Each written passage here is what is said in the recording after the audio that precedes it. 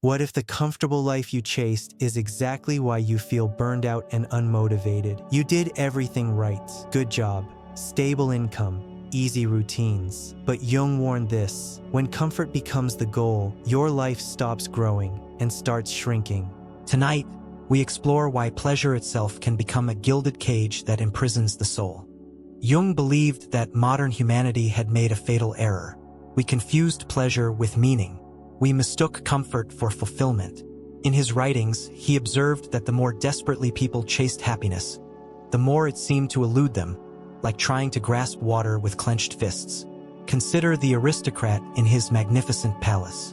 He possesses everything the world values highly: fine wine from the greatest vineyards, beautiful objects collected from distant lands, endless entertainment at his command. Yet Jung would ask a simple but piercing question. Why does this man wake at 3 in the morning, staring at his gilded ceiling, feeling a hollowness that no earthly pleasure can ever fill? The answer lies in what Jung called the shadow. Every time we pursue only pleasure, only light, only comfort, we abandon a vital part of ourselves in darkness. The shadow grows stronger and more powerful with each denial. It waits there patiently in the depths, accumulating everything we refuse to acknowledge, everything we desperately try not to face. Jung wrote that neurosis is always a substitute for legitimate suffering. This profound statement cuts directly to the heart of the matter. When we avoid necessary pain, when we seek only pleasure and comfort, we do not actually escape suffering at all. We simply trade it for a far worse form of psychological torment that festers beneath the surface. Think of the person who drinks to forget their troubles. The alcohol provides temporary relief, a brief escape into pleasure. But the troubles remain, growing larger in the darkness. And now there is a new problem, a dependency that compounds the original pain tenfold. Jung distinguished between happiness and wholeness. Happiness is temporary, dependent on external circumstances. Wholeness encompasses both light and shadow, joy and sorrow. A whole person does not need constant pleasure because they have integrated all aspects of their being. The pursuit of happiness often masks a deeper fear. We fear emptiness. We fear meaninglessness. We fear the void that appears when all distractions cease. So we fill every moment with sensation, with stimulation, with anything that prevents us from sitting alone with ourselves. Jung observed that the most terrifying thing for modern humans is silence. In silence, the shadow finally speaks without interruption. In stillness, the unlived life makes itself known with terrible clarity. This is precisely why we surround ourselves with constant noise, with frantic activity, with the endless, desperate pursuit of the next pleasurable experience to fill the void. But here is the paradox Jung discovered. The very experiences we avoid most desperately, the painful ones, the difficult ones, are often the experiences that forge meaning. Suffering, when faced consciously, transforms us. Avoided suffering merely accumulates, waiting for its moment.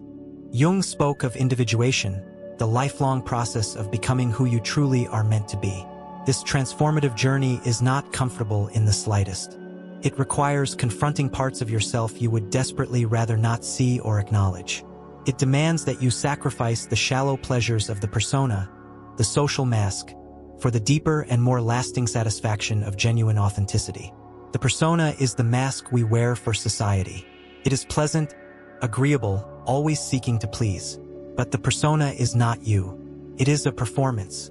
And when we identify too closely with this performance, we lose contact with the living core of our being. Jung warned specifically about the danger of one-sidedness. A life devoted purely to pleasure becomes as unbalanced as a life devoted purely to suffering. The soul requires contrast. It needs both darkness and light to perceive depth and meaning in existence. Consider the wealthy heir who has never struggled. Everything given, nothing earned. Jung would say this person is spiritually impoverished despite material wealth. Without challenge, without friction, the soul has no opportunity to develop strength, resilience, or genuine character. The cage of happiness works through a deceptively simple psychological mechanism. Each pleasure pursued becomes less satisfying over time as we adapt to it. We need more, always more, just to feel the same. The first taste delights the senses, but the 100th barely registers at all. This is the hedonic treadmill in action, running faster and faster while standing completely still. Jung understood that genuine fulfillment comes not from addition but from integration. Not from acquiring more pleasures but from reconciling the opposing forces within ourselves. The miser and the spendthrift must find common ground. The saint and the sinner must embrace. The collective unconscious contains archetypes that demand expression. When we pursue only comfortable archetypes, the hero and the lover, we neglect the trickster and the destroyer. These neglected forces do not disappear. They simply operate outside our awareness, causing chaos we cannot understand. Jung believed that symptoms are messages from the unconscious. Depression, anxiety, addiction, these are not merely problems to be eliminated. They are communications from the depths, telling us that something essential has been neglected, that the soul is starving while the ego feasts. The alchemists Jung studied spoke of the opus contra naturam, the work against nature. Transformation requires effort that goes against our natural inclination toward comfort. Gold is not found lying on the surface. It must be extracted from lead through heat and pressure. Modern society amplifies this fundamental problem exponentially, beyond anything Jung could have imagined. We have more access to instant pleasure than any previous generation in human history.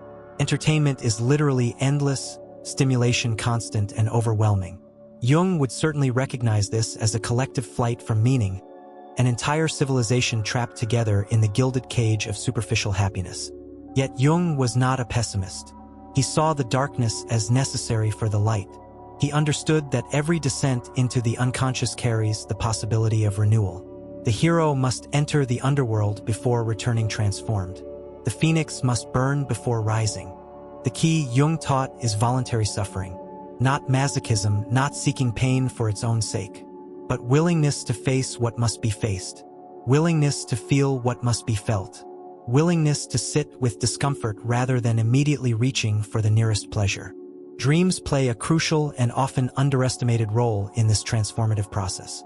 Jung saw dreams as the natural dialogue between the conscious mind and the vast unconscious depths below. When we sleep, the shadow finally speaks freely without censorship. Those who habitually ignore their dreams are ignoring urgent letters from the most important and neglected parts of themselves. Jung himself underwent a profound psychological crisis that very nearly destroyed him completely. He called it his confrontation with the unconscious.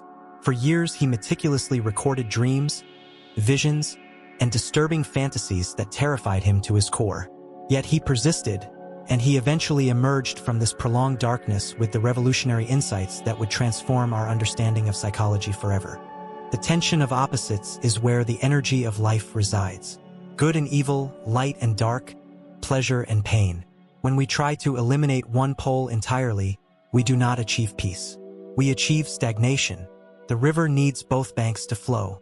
Those who successfully navigate this difficult inner journey discover something truly remarkable along the way. Joy becomes genuinely possible precisely because sorrow is fully accepted. Pleasure deepens and becomes more meaningful when it is not desperately chased after. The person who has honestly faced their shadow can finally relax into a state of genuine and lasting contentment. Jung called this state the transcendent function. It is not the elimination of conflict, but its resolution at a higher level. The person does not become either saint or sinner, but something new, someone who contains both possibilities and chooses consciously. This is why Jung was skeptical of those who claim to have found happiness through any simple formula. True well-being is not a technique. It is the fruit of a lifetime of honest engagement with the full spectrum of human experience, light and dark alike. The cage of happiness promises safety but delivers imprisonment. Promises fulfillment but delivers emptiness. Promises life but slowly drains it away. Those who recognize this trap have already taken the first step toward freedom. Jung's message is ultimately hopeful. The darkness is not your enemy. It is your teacher. The pain you avoid is the door you must eventually open. The parts of yourself you hate contain the gifts you need most. Everything depends on conscious relationship. So the next time you reach for easy pleasure, pause. Ask yourself what you might be avoiding. Sit with the discomfort for just a moment longer. In that pause, in that willingness to feel, lies the beginning of genuine transformation and authentic fulfillment. Carl Jung spent his entire remarkable life studying the mysterious depths of the human psyche. He discovered that meaning matters far more than fleeting happiness, that wholeness always surpasses mere pleasure, and that the gilded cage we build from our desperate pursuit of comfort is ultimately a prison of our own making. The door to true freedom stands open before you right now. The only question that remains is whether you have the courage to walk through it.